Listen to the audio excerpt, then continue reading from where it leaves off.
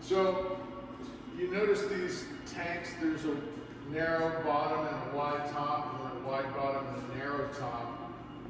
And there's an interesting reason for this. They have two different vineyards that they grow, Cabernet Sauvignon, two different soil types. One produces a thicker skinned grape with more, let's just say, masculine qualities. The other one is a little thinner skinned, more feminine qualities.